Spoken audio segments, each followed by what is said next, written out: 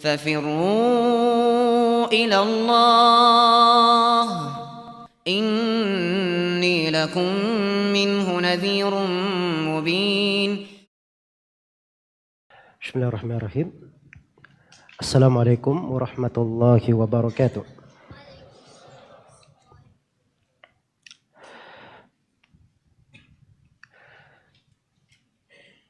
Alhamdulillahi rabbil alamin. Hamdan katsiran tayyiban mubarakan fih kama yuhibbu rabbuna wa yarda. Asyhadu an la ilaha illallah wahdahu la syarika lah. Lahus sifatul ula wal asmaul husna. Wa asyhadu anna Muhammadan abduhu wa rasuluh. Khaliluhu al-mustafa wa safiyuhu al-mujtaba. Sallallahu alaihi wa ala alihi wa sahbihi wa man iktafa amma ba'd. Baik, ini pertemuan yang ke-12 dari kajian kita membahas sirah Nabi sallallahu alaihi wasallam dari uraian Imam Al-Iraqi rahimahullahu taala di dalam Alfiyah As-Sirah Nabawiyah yang beliau beri judul Nadmu Ad-Durarus Saniyah fi Siyariz Zakiyah. Baik. Kita masih di dalam pembahasan penyebutan fase Medina. Dan di sini penulis rahimahullahu taala punya metode yang sangat menarik sekali di dalam menjelaskan pembahasan sirah ini. Ya. Beliau melingkup kebanyakan pembahasan dari sirah Nabi sallallahu alaihi wasallam. Hanya saja dalam memaparkannya beliau memakai metode yang kalau disebut di dalam sastra Arab dengan nama al-laf wan nashr. Digulung kemudian dihamparkan. Artinya dia sebut dulu kejadian global yang terjadi di kota Madinah di tahun pertama ini, tahun kedua ini, ketiga, keempat, kelima, sampai awal tahun ke-11. Iya, yang di situ wafatnya Rasulullah sallallahu alaihi wasallam. Setelah itu beliau masuk di dalam rincian. Beliau merinci, pertama beliau terangkan dulu tentang sifat Nabi sallallahu alaihi wasallam. Ya, dan ini tentunya terkait dengan Nabi secara umum. Tapi beliau jelaskan banyak hal yang sangat penting sekali dari pembahasan sirah. Seperti beliau terangkan tentang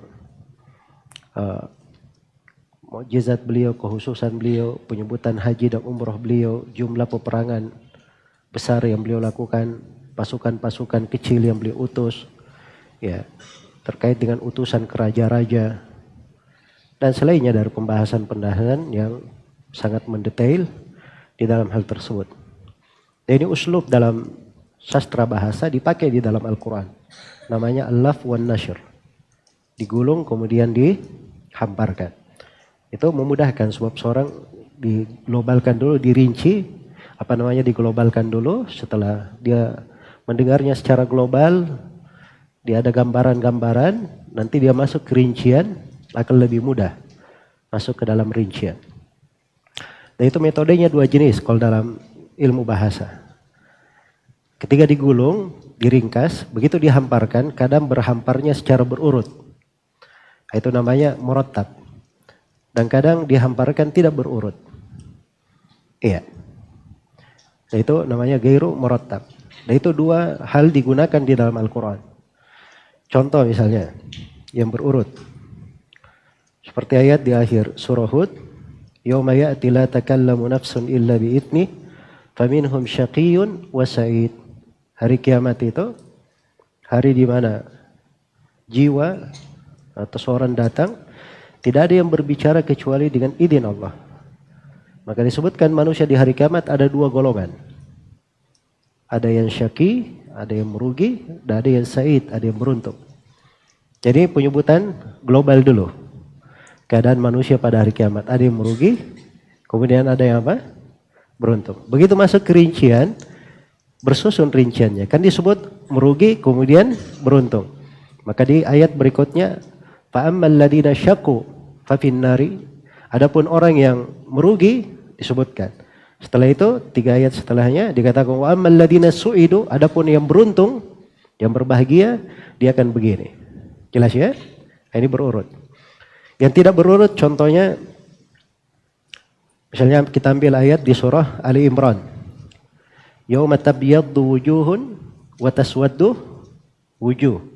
Pada hari kiamat itu ada wajah-wajah yang memutih dan ada wajah-wajah yang menghitam. Yang disebut apa? Memutih kemudian apa? Menghitam. Diglobalkan dulu 2 golongan pada hari kiamat. Begitu masuk kerincian, siapa yang dirinci siapa dulu? Dimulai dari yang hitam dulu. Iya. Famal ladzina swaddat wujuhuhum fa fin nari khalidina apa namanya? Famal ladzina swaddat wujuhum fadzuqul adzaba bima kuntum takfurun. Itu yang hitam dulu. Kemudian setelah itu wa ammal ladzina biyaddat wujuhuhum fa fil jannati hum fiha khalidun. Itu ghairu murattab namanya. Jadi tersusun, tapi secara umum itu uslub dalam bahasa Arab. Uslub dalam bahasa Arab. Sebenarnya ada ya di dalam sastra Indonesia juga ada. Cuman asalnya itu dari bahasa Arab. Iya. Demikian. Baik. Jadi penulis memakai metode ini di sini di dalam pembahasan sirah yang beliau paparkan. Kita sudah menjelaskannya di pertemuan yang telah lalu. Bagaimana awal kedatangan beliau ke Madinah, kemudian mendirikan masjid Kuba. Kemudian setelah itu diterangkan oleh beliau keutamaan kota Madinah. Iya. Kemudian di bait syair yang ke-272 di halaman 70 kata beliau rahimahullahu taala, aqama syahran thumma ba'du nazalat alaihi itmamus salati ukmilat. Iya.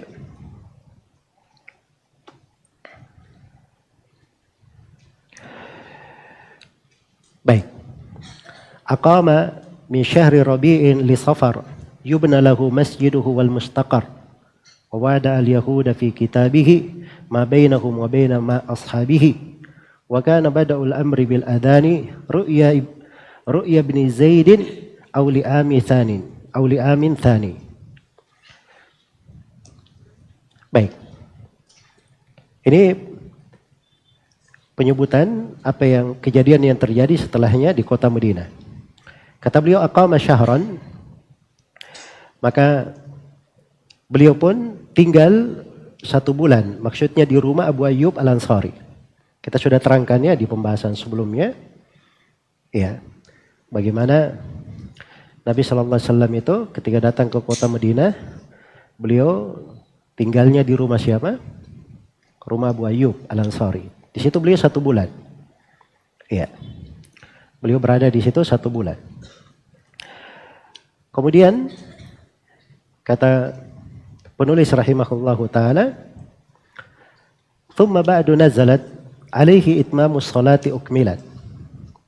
Kemudian setelah itu turun kepada beliau tentang penyempurnaan salat.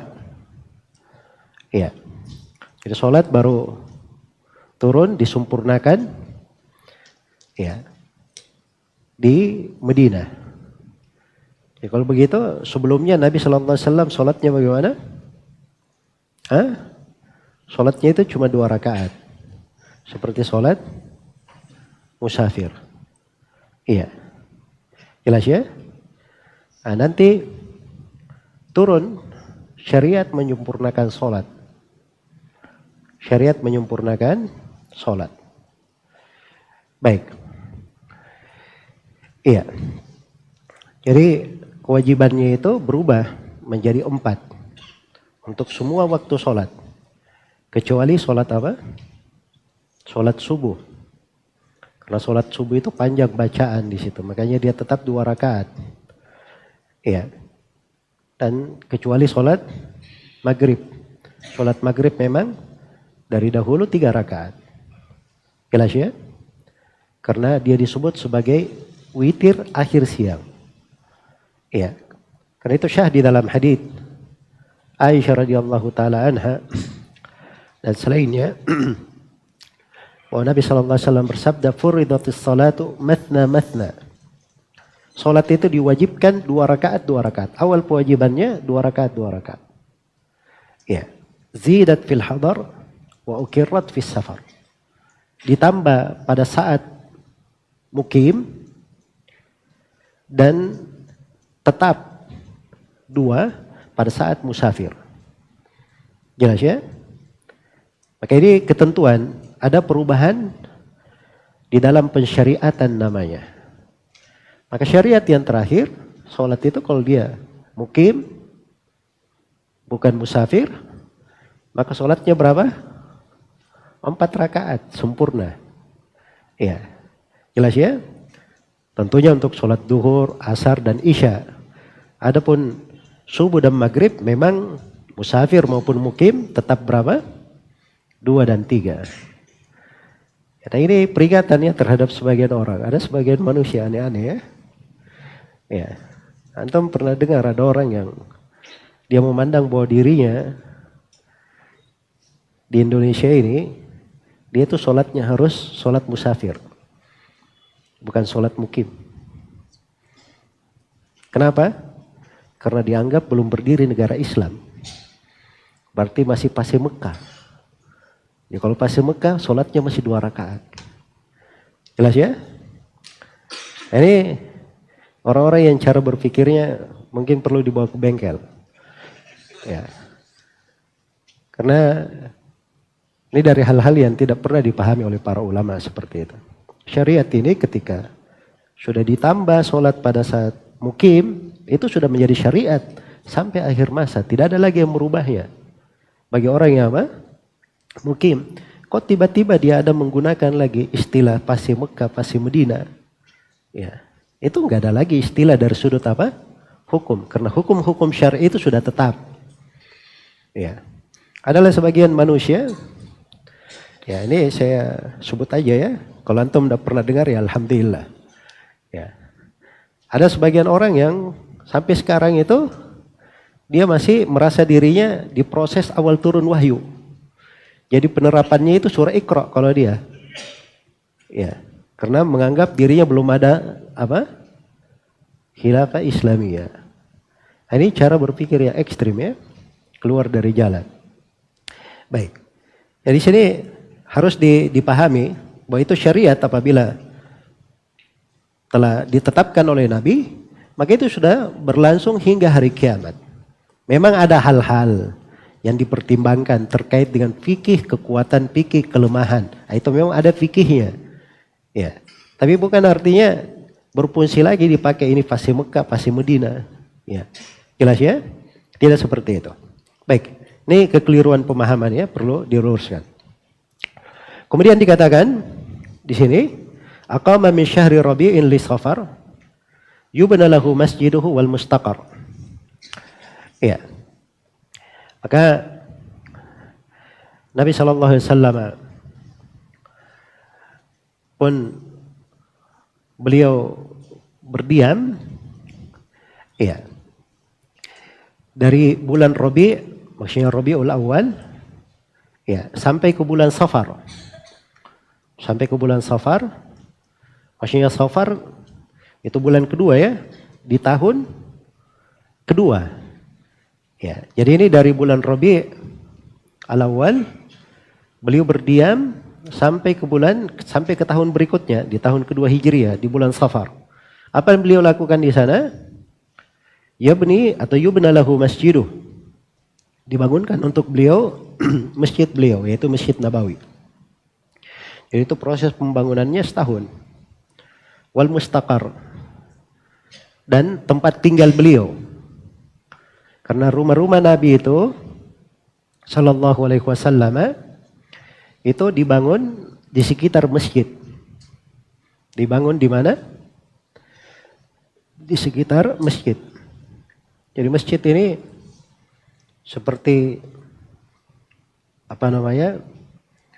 tempat untuk mencetak dan tempat untuk mendidik ya umat, melahirkan generasi-generasi.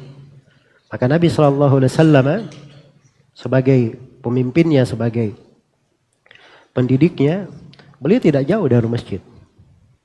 Iya, ada kegiatan beliau sebagai manusia, tanggung jawab kepada istri dan keluarga, tetap berjalan bersama beliau. Beliau bangun rumah-rumah di sekitar masjid. Rumah-rumah di sekitar masjid. Jelas ya? Ini dari keindahan kehidupan beliau sallallahu alaihi wasallam. Dan dimaklumi bahwa pembangunan rumah beliau itu tidak sekaligus ya, langsung 9 rumah, tidak. Iya, karena dimaklumi bahwa Nabi itu hijrah dari Medina, dari Mekah ke Medina. Beliau waktu itu hanya membawa istrinya Sauda bintu Zam'ah. Jelas ya? Nanti akan diterangkan oleh beliau siapa lagi yang menjadi istri Nabi Sallallahu Alaihi Wasallam hingga tahun ke-11. Akan datang dalam rincian ucapan penulis. Jadi pembangunan rumahnya itu tidak langsung membangun 9 rumah. Ya, tapi beliau bangun sesuai dengan apa? Sesuai dengan keperluan. Ya, dan para sahabat membangun rumah di sekitarnya. Membangun rumah di sekitarnya. Nah, memang kalau ingin membentuk peradaban, ya seperti itu caranya memang. Ya, harus berada di sekitar orang-orang yang misinya sama, pemikirannya sama.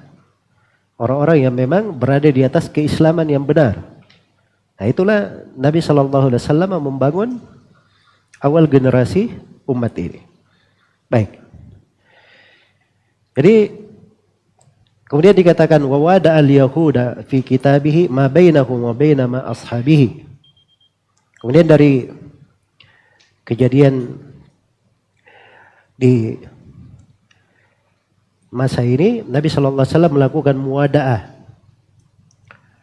Ya. Muwada'ah itu bahasa lain dari as-suluh, musalaha. Itu perjanjian untuk tidak saling berperang. Perjanjian untuk tidak saling mengganggu. Perjanjian antara siapa dan siapa? Itu perjanjian antara Rasulullah SAW dan siapa yang bersama beliau dari kaum muslimin dengan orang-orang Yahudi. Dengan orang-orang Yahudi. Iya. Itu di dalam fi kitabihi, di dalam sebuah tulisan. Jadi itu ada tulisannya. Ya, kalau orang-orang sebagian manusia menyebutnya piagam Medina. Ya. Piagam Medina ini ramai kemarin ada yang bahas-bahas. Karena sesuatu dan lain hal. Ya. Dan di dalam masalah isi dari piagam Medina itu, jadi kalau beliau mengadakan perjanjian damai dengan orang Yahudi itu adalah hal yang dipastikan. Membaca ayat, baca surah Al-Anfal dan surah At-Taubah, itu tampak jelas bahwa memang ada perjanjian dengan orang-orang kafir untuk tidak saling berperang. Maksudnya ada yang terkait dengan orang-orang kafir Mekah, ada yang terkait dengan orang-orang Yahudi di mana? Di Madinah. Di kota Madinah itu ada 3 suku Yahudi. Yang pertama Bani Qainqa, yang kedua Bani Nadir, dan yang ketiga Bani Quraidah. Ini 3 suku Yahudi. Nabi SAW dari keindahan pengaturan beliau di dalam membangun negara Islam, di awal beliau berada di Madinah, beliau sudah membuat perdamaian dengan orang-orang Yahudi untuk tidak saling berperang dan tidak saling mengganggu. Jelas ya? Apa isinya? Nah, inilah isinya yang berbeda pendapat di dalam riwayat-riwayat di pembahasan sirah. Ada sebagian yang membahas, mereka katakan sanad periwayatannya tidak ada yang kuat, bahkan dia katakan hadits palsu. Tadi mengatakan bahwa itu adalah perjanjian yang syah. Ada riwayat-riwayatnya. Yang mengatakan ada riwayatnya itu ada 2 pendapat. Ada yang mengatakan bahwa isi perjanjian itu mencakup dua hal, antara Nabi dan kaum muslimin di situ, ya.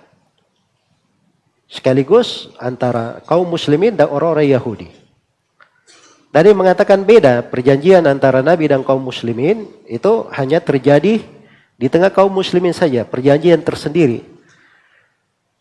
Adapun antara Nabi dengan orang-orang Yahudi itu perjanjian tersendiri. Dan pendapat yang ketiga ini itu lebih kuat, lebih dekat. Karena di dalam hadits Anas bin Malik riwayat Al-Bukhari diterangkan bahwa perjanjian antara kaum Muhajirin dan Ansar di situ disaksikan oleh Nabi SAW, apa yang merupakan isi perjanjiannya itu terjadi di rumah Anas bin Malik. Dan tidak disebut di situ ada orang Yahudi. Jadi dia zahirnya perjanjian tersendiri. Adapun dengan orang-orang Yahudi itu ada perjanjian tersendiri. Bagaimana isi perjanjiannya? Ya, inilah di dalam isi perjanjian kan dibangun di atasnya hukum-hukum. Dan hukum-hukum itu hanya bisa dipetik dari sebuah nas yang syah penyandarannya kepada Nabi Sallallahu Alaihi Wasallam. Nah, yang keliru pada orang-orang yang membahas piagam Medina ini di mana kelirunya? Mereka itu hanya mengambil riwayat-riwayat dari buku-buku sirah. Kadang di buku sirah itu tidak ada sanadnya. Seperti Ibnu Ishaq misalnya, dia sebutkan ini piagam Medina. Tapi dia tidak sebutkan dari mana dia dapatkan riwayat itu. Jelas ya? Adapun poin-poin yang disebutkan, sebagiannya itu ada yang syah dalam riwayat Bukhari dan Muslim. Tapi terpisah-pisah di berbagai tempat. Dalam konteks hadits Nabi SAW dan juga tidak disinggung sebagai isi perjanjian. Jelas ya? Tapi secara umum saya berikan kesimpulan bahwa perjanjian itu ada. Adapun rinciannya, bagaimana rincian atau isi poin-poin dari piagam Medina itu apa? Ini yang perlu pembahasan lebih mendetail dari sudut ilmu sirah dan ilmu riwayat. Walaupun di awal pembahasan saya sudah terangkan ya, ada perbedaan di dalam naqd, di dalam mengkritik riwayat antara ahli hadits dan ahli sirah. Ya, itu ada perbedaan dari sudut memeriksa riwayat. Jelas ya? Tapi secara umum di sini di pembahasan kita tidak akan bahas tentang masalah piagam Medina. Sebab ini kategorinya masuk di dalam pembahasan fikih tingkat lebih mendalam. Karena di dalamnya ada masalah politik negara, hubungan di dalam masalah politik dalam negeri, politik luar negeri, ada hal-hal yang terkait dengan kondisi-kondisi bagaimana seorang pemimpin itu menjaga keutuhan di dalam sebuah negeri. Ini pembahasan-pembahasan ini perlu kajian-kajian tersendiri, perlu pembahasan-pembahasan tersendiri. Mungkin ada di sebagian tempat, mungkin di sesi penulis akan menyebutkan juru tulis beliau atau yang di tempat yang lain kita akan singgung nanti insyaallah taala dengan bentuk yang lebih mendetail. Karena penulis di sini cuma global kan, saya juga cuman menyimbang secara global apa kejadian-kejadian. Dan ini akhirnya terlihat ya terjadi di tahun kedua Hijriah. Di tahun kedua Hijriah. Baik. Dari sini itu perlu dipahami bahwa seorang itu harus tahu posisi dirinya. Kalau dia bicara dengan masalah pribadi, ini orang sholatnya bagaimana, mengeluarkan zakatnya bagaimana, bagaimana dia puasa, bagaimana dia haji, itu terkait dengan orang pribadi. Tapi kalau dia bicara terkait dengan masalah negara, terkait dengan masalah banyak orang, terkait masalah darah, terkait dengan masalah keamanan umum, iya, itu ada pembahasan-pembahasan penting dan ada orang-orang khusus yang bisa membahas di situ. Tidak semua orang akalnya itu bisa berpikir ke sana dan pemahamannya sampai ke sana. Iya. Jelas ya? Karena itu dari kekeliruan besar di masa ini, pembahasan-pembahasan politik yang harusnya itu hanya di tangan orang-orang tertentu, itu menjadi konsumsi semua masyarakat. Jadi makan pagi, makan siang, makan sore, mungkin lebih banyak. Ya kalau kita makan 3 kali sehari, Ini konsumsi berita-berita politik mungkin setiap saat. Dalam sehari dan semalam bisa 24 kali makan. Ya. Nah ini dari hal yang bisa apa? Sebenarnya membuang-buang waktu untuk sebagian orang, kemudian sebagian orang dia masuk kepada hal yang apa? Bukan bidangnya. Baik. Ini fungsinya ya kita belajar dari sirah, dari sejarah, dari fikih agama supaya kita paham. Setiap orang itu dia tempatkan dirinya di posisinya masing-masing. Jangan dia masuk ke dalam hal yang bukan urusannya di situ. Dan dia juga tidak akan ditanya tentang hal tersebut. Sebab Allah itu hanya membebani seseorang sesuai dengan kemampuannya. La yukallifullahu nafsan illa usaha. Allah tidak membebani seseorang kecuali sesuai dengan kemampuannya. Baik, kemudian kata beliau, wa kana bada'ul amri bil adani ru'ya bin Zaidin auli amin thani. Iya. Kejadian di tahun kedua ini juga ada permulaan adzan. Ya, jadi ini syariat adzan ya. Mulai terjadi di tahun keberapa? Tahun kedua. Adzan itu kalau di fikih, pembahasan fikih, adzan itu berproses. Tidak langsung datang dengan adzan yang seperti kita dengar sekarang. Jadi asalnya itu pertama kaum muslimin kalau adzan cuma dikumandangkan saja, diumumkan, sudah masuk waktu sholat, mereka berkumpul. Kemudian sholat. Jelas ya? Iya. Kemudian berproses setelah itu. Berproses setelah itu. Jadi ada tahapan-tahapannya disebutkan di pembahasan adzan. Dan yang terakhirnya adalah Abdullah bin Zaid ibn Abdi Rabbih. Iya. Abdullah bin Zaid itu ada dua ya. Kalau sahabat. Ada Abdullah bin Zaid bin Asim al-Muzani. Dan ada Abdullah bin Zaid bin Abdi Rabbih. Kalau di pembahasan adzan itu Abdullah bin Zaid bin Abdi Rabbih. Abdullah bin Zaid bin Abdi Rabbih ini dia melihat adzan dalam mimpinya. Jadi dia mengumandangkan adzan seperti yang biasa kita dengar sekarang. Maka dia ceritakan kepada Nabi SAW. Maka Nabi panggil Bilal. Ya. Kemudian beliau perintah kepada Abdullah bin Zaid, ajarkan adzan yang kamu lihat itu kepada Bilal. Maka Bilal pun yang mengumandangkan adzan. Jelas ya? Bilal yang mengumandangkan adzan. Dan ini kejadiannya di tahun kedua Hijriah. Iya. Ada yang mengatakan bahwa bukan di tahun kedua, tapi di tahun yang lainnya. Ya, di tahun yang lainnya. Yaitu di tahun pertama. Nah, ini pendapat lebih dikuatkan oleh Al-Hafidh Ibnu Hajar rahimahullahu ta'ala. Baik. Kemudian kejadian berikutnya kata beliau rahimahullahu ta'ala wa fihi fardhu shaumi waz zakati lil fitri wal idaini bis salati bi khutbataini ba'du wal udhiyatu ya. Kada zakatu malihim wal kiblatu lil masjidil harami wal bina'u bi aishin kadzalika az-zahra'u. Iya. Kata beliau fihi di tahun ini juga, tahun ini tahun berapa ini berarti? Kita masih bicara di tahun kedua Hijriah. Diwajibkan puasa. Jadi puasa itu kewajibannya tahun keberapa? Kedua Hijriah. Waz zakati lil fitri, diwajibkan juga zakat fitri. Ya, jadi zakat fitri itu lebih dahulu kewajibannya daripada zakat harta. Padahal sama-sama di tahun kedua ya. Baik. Kemudian diwajibkan juga wal idaini bis salati bi khutbataini ba'du. Kemudian salat Id dengan dua khutbah. Wal udhiyah, dan diwajibkan pula di tahun ini udhiyah, kurban. Ya, itu kewajiban berkurban karena Nabi sallallahu alaihi wasallam beliau berkurban di tahun ini. Demikian pula diwajibkan zakat harta. Wal kiblatu lil masjidil harami. Demikian pula kiblat berubah dari Baitul Maqdis ke Masjidil Haram itu berubah di tahun kedua Hijriah. Iya, ada silang pendapat ya. Di tahun kedua itu di bulan apa? Dan populernya di kalangan ulama dia di pertengahan Rajab berubahnya. Iya. Baik. Jadi kiblat tadinya ke Baitul Maqdis berubah menjadi kemana? Ke Masjidil Haram. Dan ini di tahun kedua Hijriah. Demikian pula dari kejadian wal bina'u bi Aish. Aisyah ini siapa? Hah? Maksudnya Aisyah tuh radhiyallahu ta'ala anhu. Iya. Nah, ini boleh ya dalam bahasa Arab.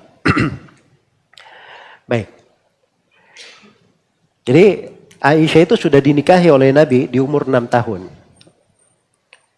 Dinikahi oleh Nabi. Tapi Nabi hidup bersama Aisyah itu nanti ketika umur Aisyah 9 tahun. Ketika umur Aisyah berapa? 9 tahun. Iya.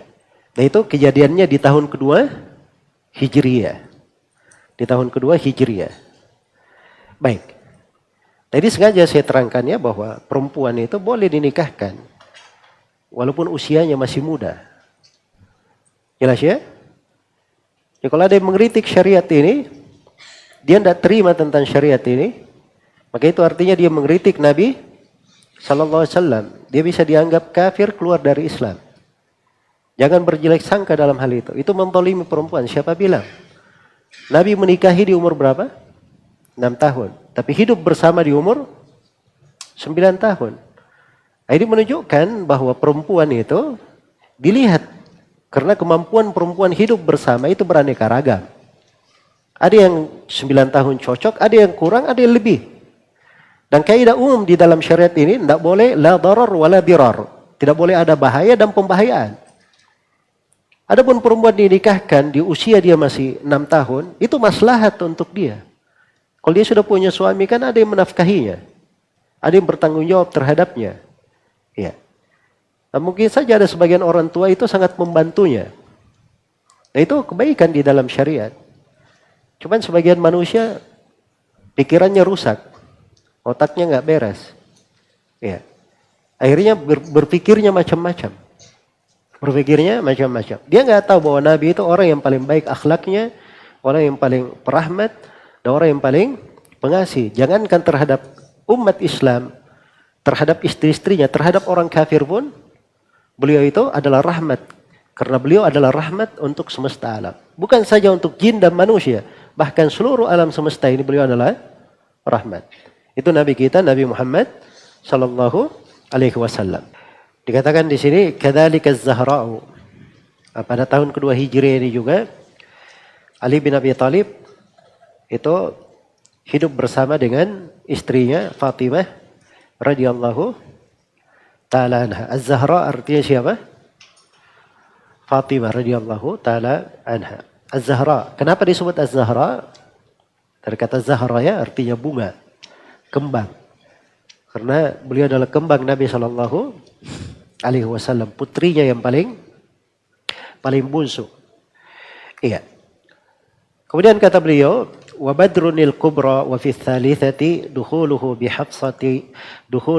hafsatil qanitati. Iya. Wa Zainabani wa bana ibnu Affan bi ummi Kulthum wa fihi al-jam'an iltaqaya bi Uhud wa Rabi'ah bi'ru ma'unatin bitilkal faji'ah gazuhu bani nadhiri wa jalaw datur riqa'i ba'daha kama hakau.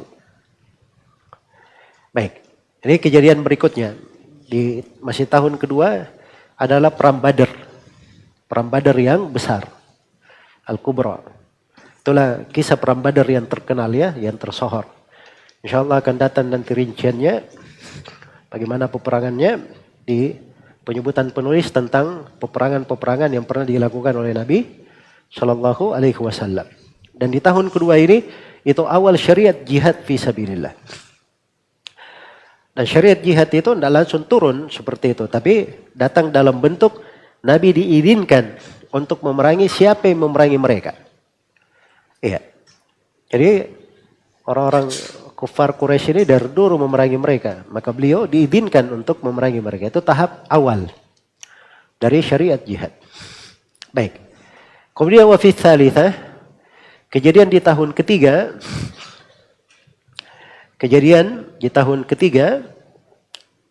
Hijriyah dukhuluhu bi Hafsata al-Qanitati. Nabi sallallahu alaihi wasallam masuk kepada Hafsah al-Qanitah. Artinya beliau menikahi siapa? Hafsah bintu Umar ibn Khattab. Iya, Al-Qanitah maksudnya orang yang taat beribadah. Karena Hafsah ini radhiyallahu anha, beliau itu seorang yang dikenal rajin berpuasa dan rajin sholat malam. Iya. Baik. Kemudian berikutnya Zainabani. Dan di tahun ketiga Hijriah ini juga Nabi menikahi dua istrinya Zainab, yaitu Zainab bintu Huzaimah Al-Harithiyah dan Zainab bintu Jahsh. Zainab bintu Jahsh. Baik. Iya, ini di hitungan Al-Iraqi ya rahimahullah, bahwa ini kejadian di tahun ketiga. Terkait dengan Zainab bintu Huzaimah itu enggak ada masalah ya, tapi untuk Zainab bintu Jahsh itu ada silam pendapat. Apakah di tahun ketiga atau di tahun keempat atau di tahun kelima? Iya, atau ada silam pendapat di kalangan para ulama tentang hal tersebut. Ya, tapi penulis di sini beliau menguatkan di tahun ketiga. Sebagian ulama ada yang lebih menguatkan di tahun yang keempat. Iya. Baik. Kemudian wabana Ibnu Affan bi Ummu Kulthum. Dan di tahun ketiga ini juga Ibnu Affan itu tinggal bersama Ummu Kulthum. Nikah dengan Ummu Kulthum. Ummu Kulthum siapa? Putri Rasulullah sallallahu alaihi wasallam. Wa fihi al-jam'an iltaqaya bi Uhud. Dan di tahun ketiga ini kejadian berjumpanya dua pasukan di Uhud. Artinya ini perang apa? Perang Uhud. Karena perang Uhud itu dimaklumi ya. Ya, setelah kaum musyrikin mengalami kekalahan di Badar, ya, maka mereka ingin membalas. Maka itulah kejadian peperangan yang terjadi di mana? Di Uhud. Baik, itu tahun ketiga semuanya. Baik. Warabi'ah, dan di tahun yang keempat, bi'ru ma'unatin bitilkal faji'ah. Iya. Di tahun keempat, peperangan yang terjadi di Bi'r Ma'unah. Iya. Bir Ma'unah ini tempat air ya, nama sumur. Milik Bani Amir bin Sa'sa'ah. Dan ini kejadiannya di bulan Safar. Di mana Nabi SAW mengirim para qurra, para ahli qiraah. Jumlahnya 70 orang. Maka oleh Amir bin Tufail dan kaumnya semuanya dibunuh. Ahli qiraahnya Nabi itu. Padahal ini orang hafal Quran ini. 70 orang, bayangkan. Iya. Semuanya dibunuh kecuali 2 orang saja yang tersisa. Maka Nabi SAW melakukan kunut nazil selama 1 bulan, mendoakan kebinasaan untuk mereka. Dan itu kejadiannya di tahun keberapa? Di tahun keempat Hijriah ini. Iya. Dan di tahun keempat juga wa ghazwuhu Bani Nadhiri wa Jalau. Iya. Di tahun keempat juga itu peperangan terhadap Bani Nadhir. Iya. Wajalau, dan mereka meninggalkan ya kampung tempat tinggal mereka. Ya. Setelah dimaklumi ya bagaimana mereka diperangi, mereka tinggalkan dari seluruh hartanya. Ya. Baik. Dalam rincian yang terkait dengan hal tersebut. Kemudian Datur Riqa'i ba'daha kama hakau. Juga kejadian yang terjadi adalah peperangan yang disebut Datur Riqa. Dikatakan Datur Riqa karena Riqa itu dari kata apa namanya? Yang sobek-sobek. Ya. Katanya waktu itu mereka kurang kendaraan. Jadi makanya banyak pasukan pejalan kakinya.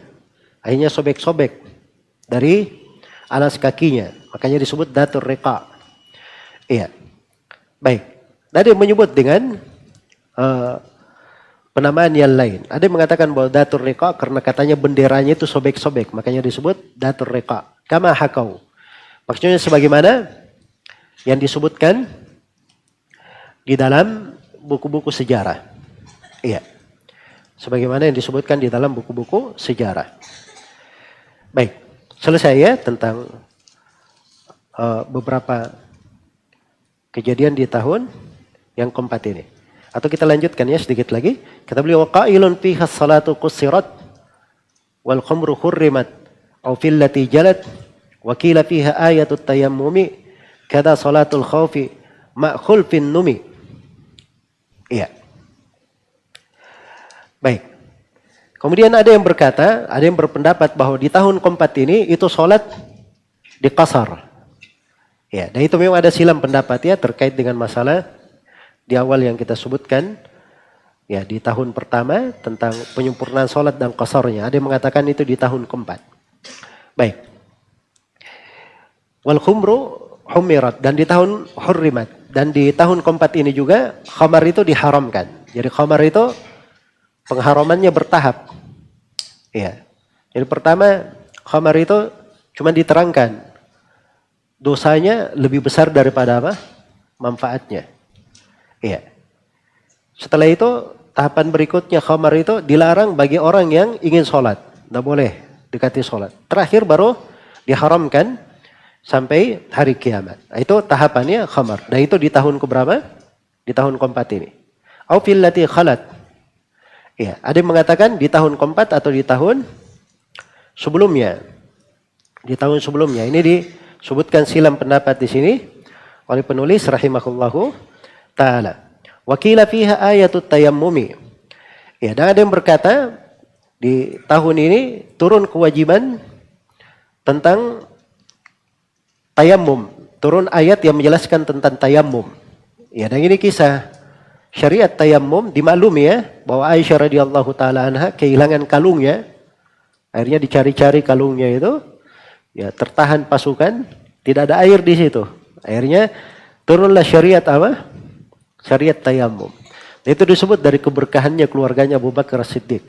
Banyak sekali kejadian terkait dengan keluarganya yang menjadi sebab turunnya apa? Ayat-ayat Al-Quran. Nah ini syariat tayammum turun di kejadian itu. Baik. Kada salatul khawfi ma khulfin numi. Demikian pula terkait dengan salat al-khawf. Ya. Salat khawf itu terjadi di tahun itu juga. Salat khawf itu adalah syariat salat ya ketika terjadi kekhawatiran. Ya kembali kita lihat ke bait syair yang ke-283. Wa qailun fiha as-salatu qusirat wal khumru hurrima. Ya. Di situ aunya enggak dibaca ya. Wa hurrumu wal khumru hurrimau fa fillati khalat. Supaya wazan syairnya pas.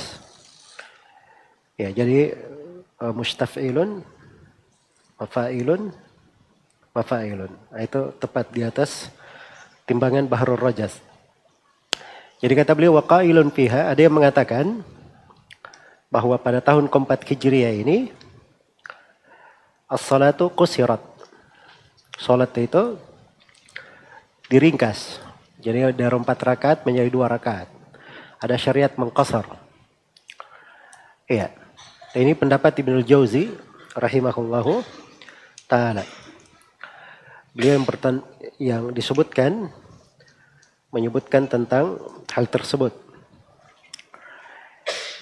Iya. Baik.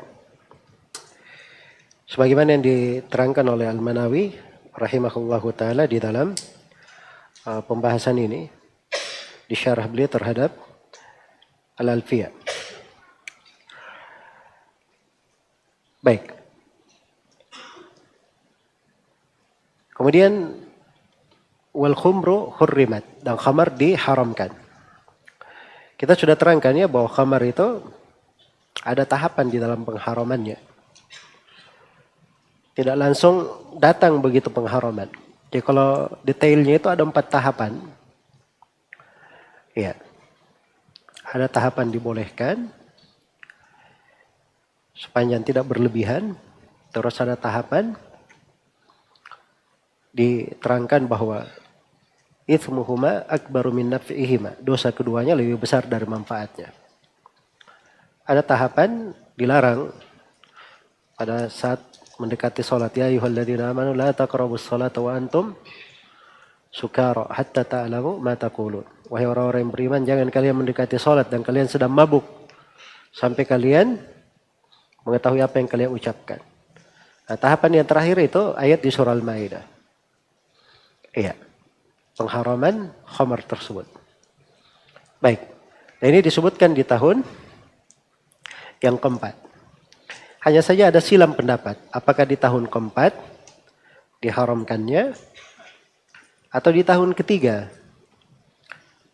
Iya, itulah yang beliau katakan di sini, au fil lati khalat, atau di tahun sebelumnya, tahun yang telah berlalu. Iya.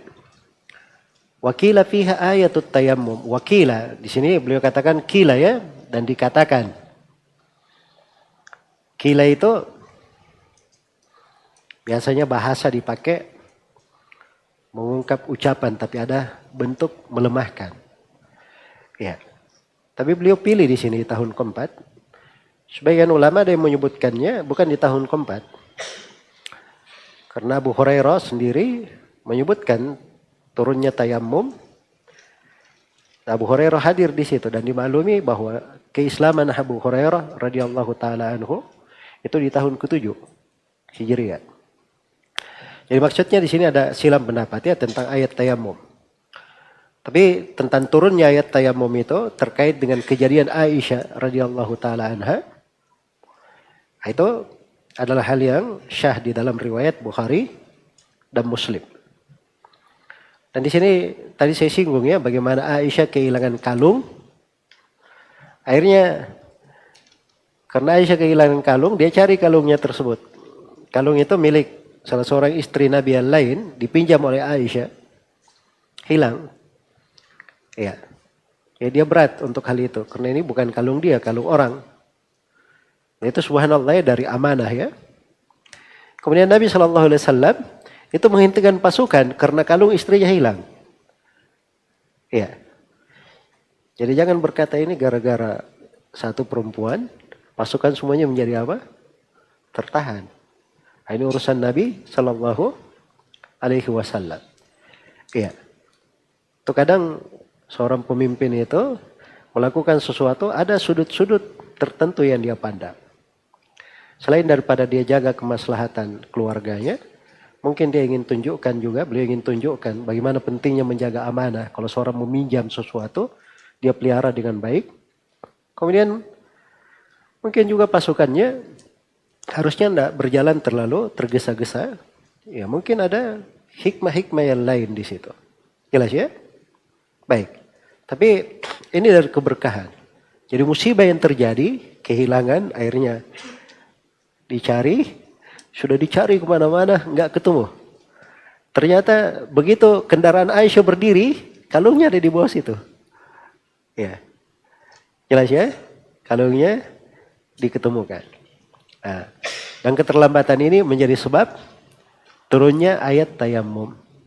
Jadi kadang musibah yang menimpa, halangan tertentu, kesusahan, itu bisa menjadi sebab kebaikan.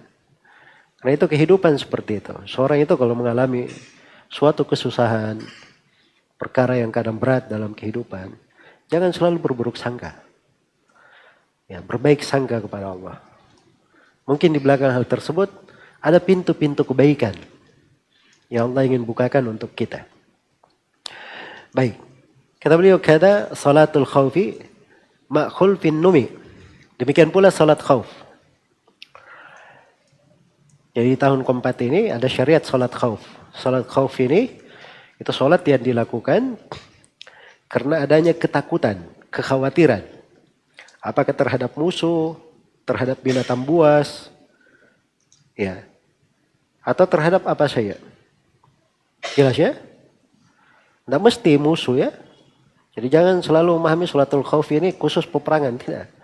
Salatul khauf itu kalau ada kekhawatiran. Seorang di hutan misalnya, ada beberapa orang di hutan ya. Ya, itu bisa sholat khauf.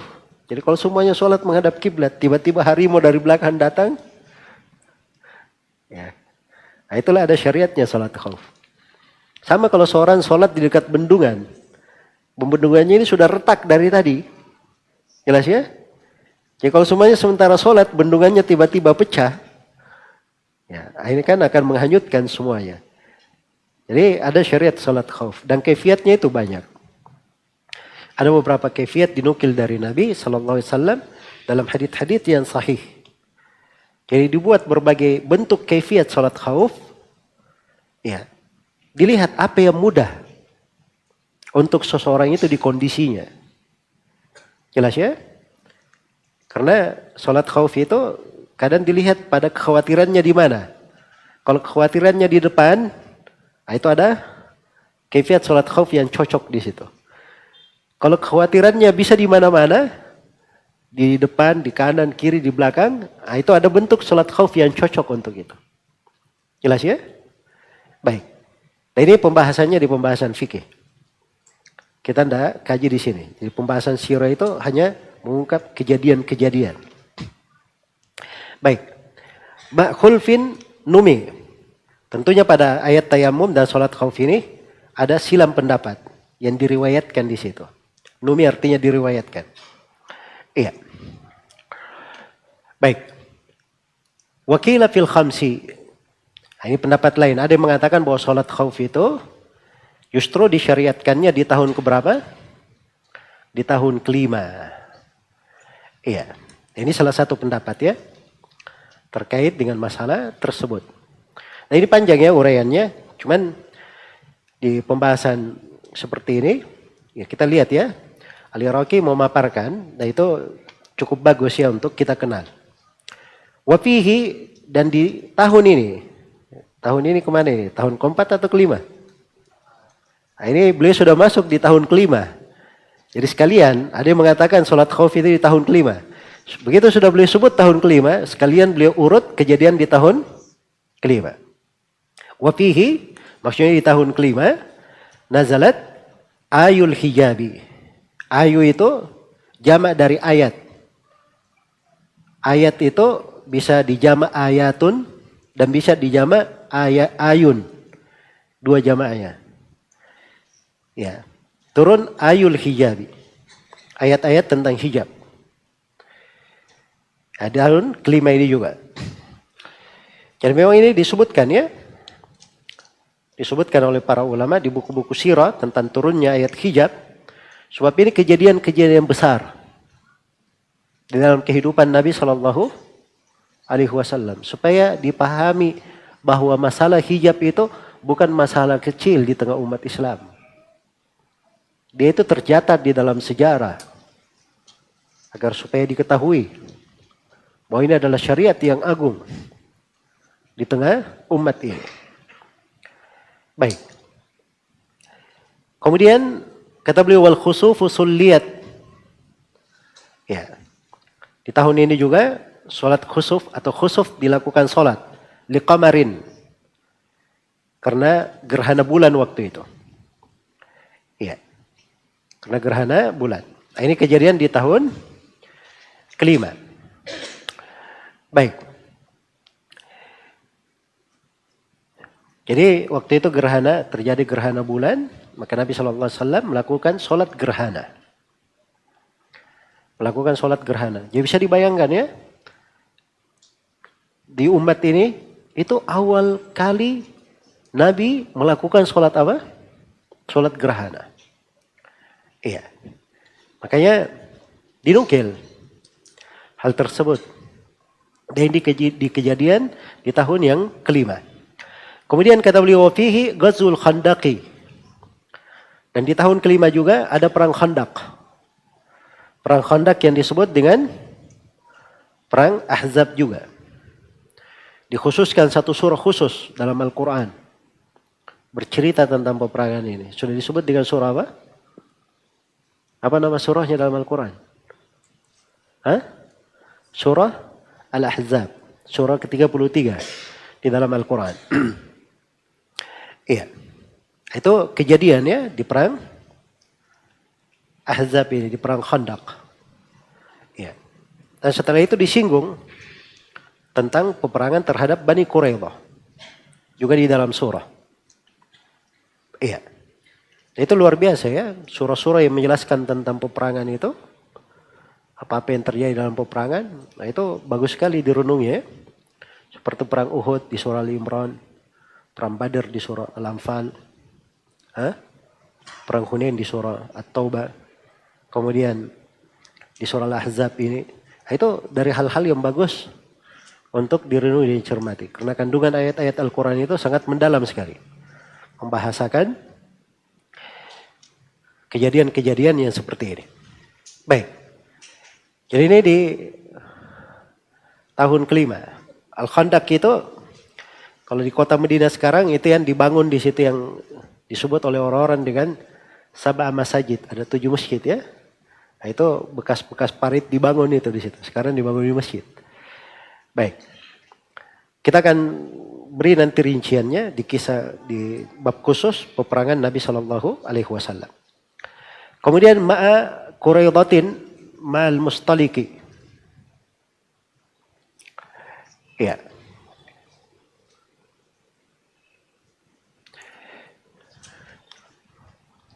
Bisa dibaca ma ya. Ma Quraidatin. Dan bisa juga dibaca ma'a Quraidatin. Tidak ada masalah. Dari sudut wazan syairnya memungkinkan.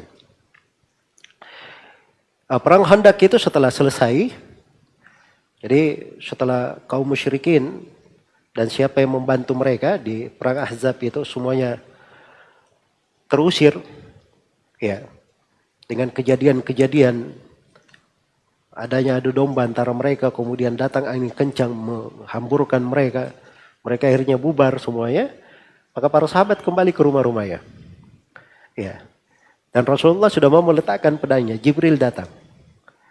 Kemudian berkata, kalian sudah meletakkan pedang-pedang, sedangkan kami para malaikat belum meletakkan senjata.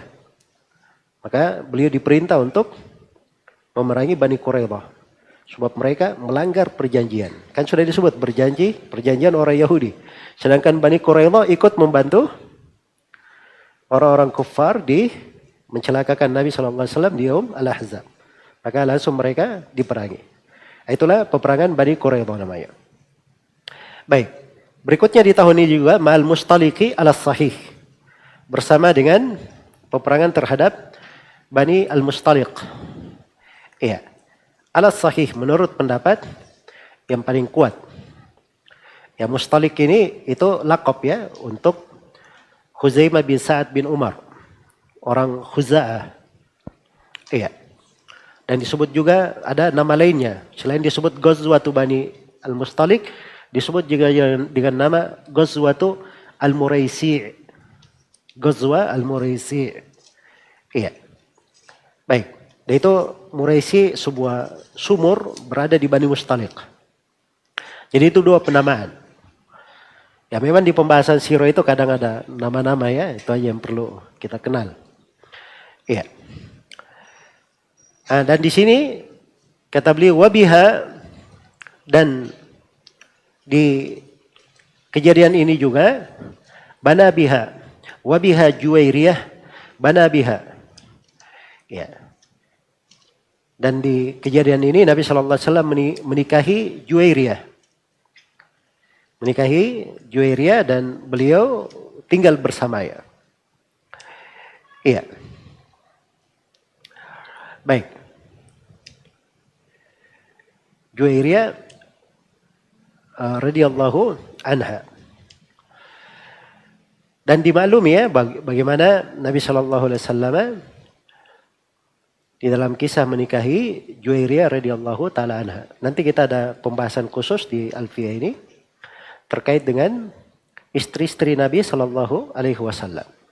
Insyaallah taala kita akan memberikan pembahasan yang secukupnya di situ terkait dengan istri-istri Nabi. Berikutnya wal ifku au fil atiyah. Demikian pula dari kejadian adalah kejadian al-ifk. Ya. Tuduhan dusta kepada ibunda kita Aisyah radhiyallahu taala anha. Ya, yang dilontarkan oleh kaum munafikin. Jadi ada yang mengatakan bahwa ini di tahun kelima, dan ada yang mengatakan di tahun berikutnya, yaitu di tahun ke-6. Di tahun ke-6. Dan dimaklumi ya, bagaimana tuduhan kaum munafikin terhadap ibu kita Aisyah radhiyallahu taala anha, dan bagaimana Allah Subhanahu wa taala mensucikan Aisyah dengan turun 10 ayat Al-Qur'an. Menerangkan kesucian beliau dan bersihnya beliau dari tuduhan tersebut. Iya. Dan ini tidak terjadi untuk siapapun dari perempuan yang pernah ada di alam semesta ini. turun 10 ayat yang membersihkan kedudukannya dan membersihkan namanya. Iya. Dan menjadi pelajaran-pelajaran yang dibaca hingga hari kiamat. Radhiyallahu ta'ala anha. Baik. Selesai sudah ya kejadian tahun kelima.